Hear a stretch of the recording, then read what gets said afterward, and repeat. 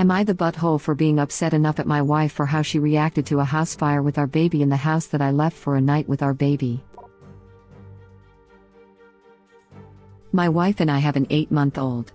Last week I was coming home from work, and just as I was coming up the driveway, she came running down the driveway barefoot. She saw me and yelled at me to call 911. There was a fire in the kitchen. I asked her where our daughter was because she wasn't with her, and she said she was inside and to call 911 fast. We live somewhere rural and response times are slow. I immediately was scared the house would go up with our daughter inside before the fire department came. I tried to run inside and she tried to stop me, yelling again and again that I couldn't go in. There was a fire. I went in. The way the house is laid out, you have to go through the kitchen to get to the hallway with the nursery.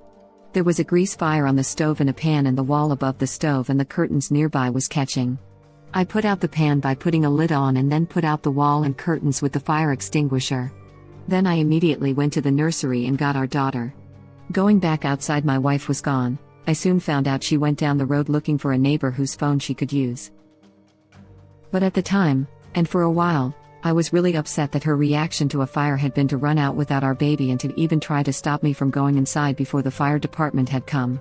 And that she put her in danger by not trying to put the fire out with a lid or baking tray over the grease fire at first when it was smaller, or trying to use the fire extinguisher.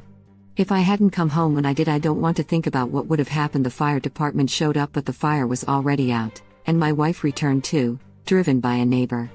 I was angry with her for the reasons I said, and she just totally clammed up.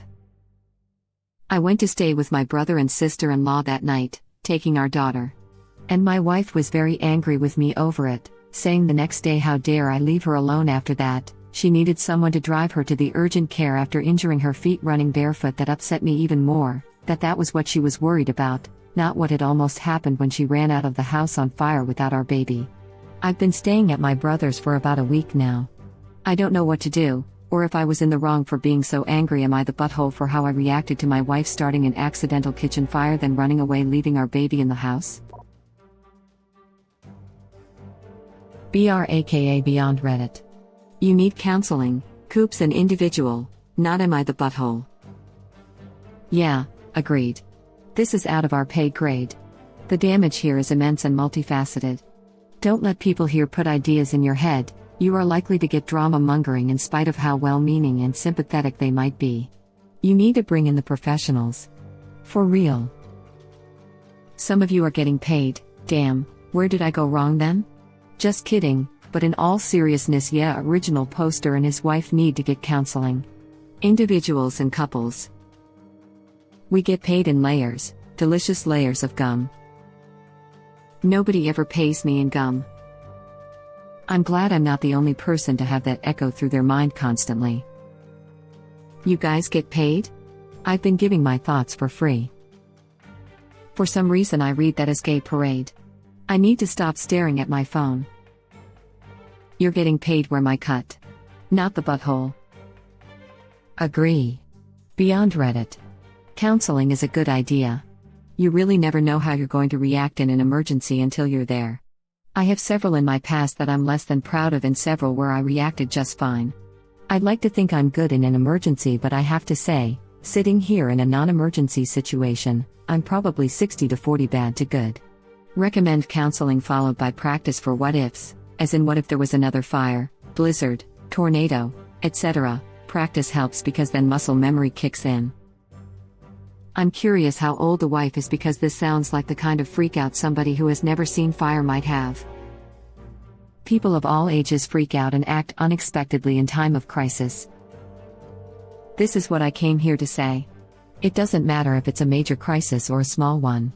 Some people panic and freeze, some people panic and run, and some people go into survival mode where the brain is problem solving at a super fast rate and the person is rapidly analyzing and acting to take care of the situation. Op's wife is a runner, that's how she is wired. Original poster is a survivor. There's not a butthole, just two people who react differently in a crisis. Op, he needs to understand that they are hardwired to react differently, and that's not his wife's fault.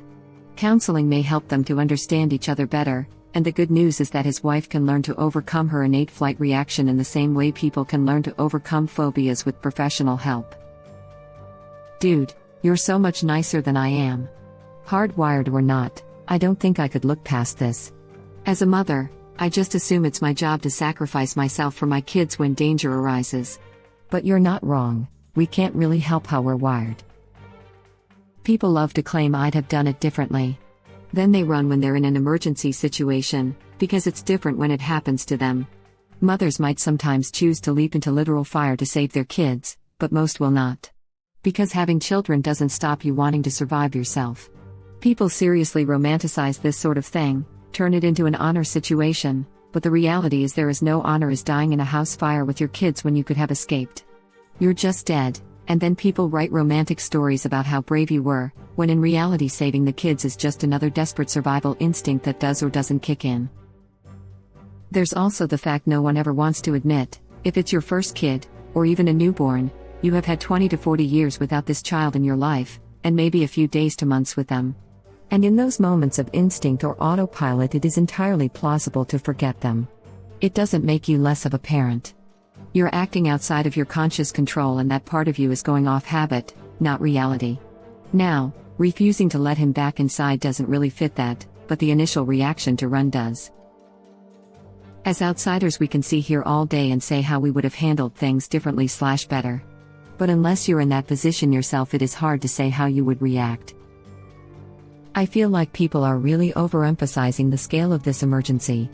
Original poster had time to drive up, park, exchange some words with her, and still not only save the baby easily but completely put out the fire himself. It was confined to one part of one room and had only just started actually burning the wall. She didn't even try to peek in the door to see if she could grab the baby. She actively tried to stop him from going in when it wasn't really even dangerous yet.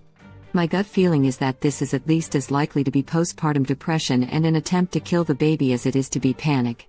I think he's doing the right thing, and she needs a psychiatric evaluation, because I wouldn't want to leave the kid with her alone again if I was him. There is still, a potential for real danger to this child here. I'm having a hard time understanding why more people aren't concerned about possible PPD. It was my first thought as well. The wife may not be well. It isn't fear-mongering to bring up a disorder that affects new mothers and causes them to act irrationally and occasionally either harm or kill their children. That's real and should be taken seriously as an option. People's aversion to calling it that, or calling this comment dramatic, are literally the reason that PPD goes untreated and then something tragic happens and nobody saw the signs. Edit. Wow. Thank you so much for all the awards. I'm new to Reddit and have never had anything so liked on the internet before. I just hope original poster sees this comment, and it gets through his anger. Op's wife seems like she's struggling, and she needs both compassion and care until she is safe around their child. When I read Op's post, it screamed PPD to me. Yep. As someone who had pretty bad PPD, that's where my thoughts went first. Hey Op? This is exactly the kind of drama mongering the top commenter was warning about. This is not at all drama mongering. The chances of a new mother having severe postpartum depression, or PP psychosis, with a newborn during a pandemic are so very high. She needs psychiatric help, ASAP. Not necessarily. PPD is a real problem, and that is why most are suggesting counseling. How is that drama mongering? PPD is really common. It's a really normal side effect of pregnancy.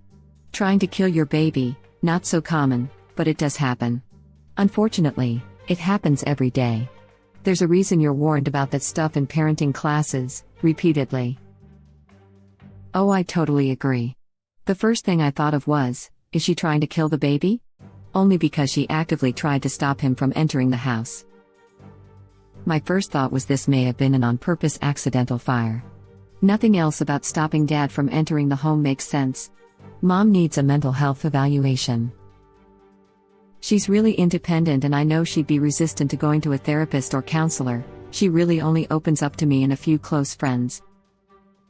Then you need to go by yourself, and you need to tell her for the health of your relationship she needs to do couples counseling. Something like this isn't easy to get past in a relationship. You need a professional, not people on Reddit, to help you both process this in a healthy way. Just a hunch, but any chance she is suffering from postpartum depression? It can be very difficult for women with PPD to get help. I don't think so. She seemed really happy and not stressed this year, despite a lot going on that would be stressful. with us having our first kid in a pandemic and her getting a demanding new job. She was honestly doing a lot better this year than I was in terms of mental health, I thought. She did tell me once that her home life was rough as a kid, and when stuff got bad at home she'd run to a friend's house or to school or somewhere to hide and save her own skin, so I wonder if it's like an old fear response coming back to just drop everything and run?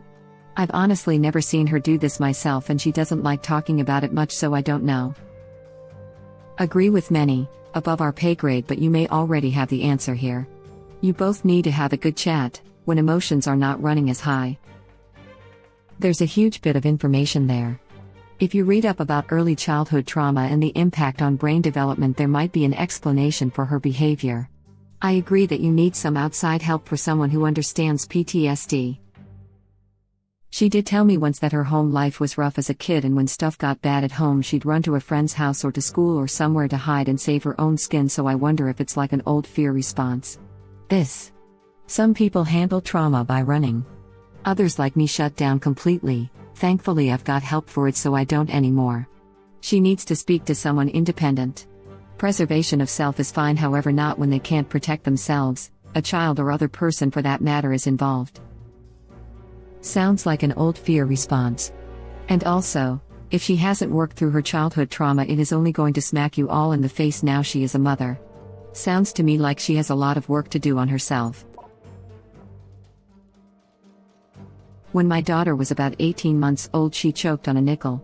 My husband yelled for me to come help, stood there with wild eyes in a white-hot panic, and asked me 100 times in 20 seconds if he should call 911 while I was doing back blows. I finally said yes, call, and he grabbed his phone, called 911, and ran out of the house, leaving me alone with the choking child. He said his plan was to be out there so the paramedics could find our house, which is fair, it's hard to find. But the reality was, he just panicked. He handles crises professionally, but in the moment, with his own child, he just freaked the F out. I don't feel like I can judge her or you, not the butthole. But your wife should definitely learn some basic first aid/home safety. Does your town do a Survive Alive house? Our town does, and I'm sure they would allow a grown-up who needed some general knowledge and needed to gain a level of confidence in handling small emergencies. A first aid class is probably a good idea too. I don't feel like I can judge her or you. Honestly, I kind of do judge her, though not as much as original poster feels. Not for her panicked reaction. Of course we all dream we'll act just as we should, or heroically or something, when reality is that sometimes we panic and do dumb crap. But looking at the end of the post where she's upset that original poster left and didn't take her to urgent care for her feet. I mean, original poster also had a human gut reaction of leaving to cool off, yet she's pissed off at him. Nowhere in this situation does it seem like the wife feels bad at all about her reaction. I don't want her to wallow in guilt, but you can say it was an unconscious reaction and still feel bad about it, feel shaken up and wanting to hold on to your baby who could have died, etc. Here she just sounds like "but my feet though." Of course this could be oversimplification on Op's part, but going by what's written, I do feel like the wife was a bit too cavalier about her poor reaction and potential consequences. But looking at the end of the post where she's upset that original poster left and didn't take her to urgent care for her feet. Op has left her in a rural area without a car for a week now.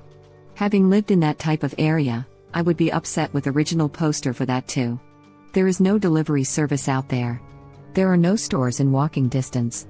You are literally stranded. We also do not know the extent of injury to her feet.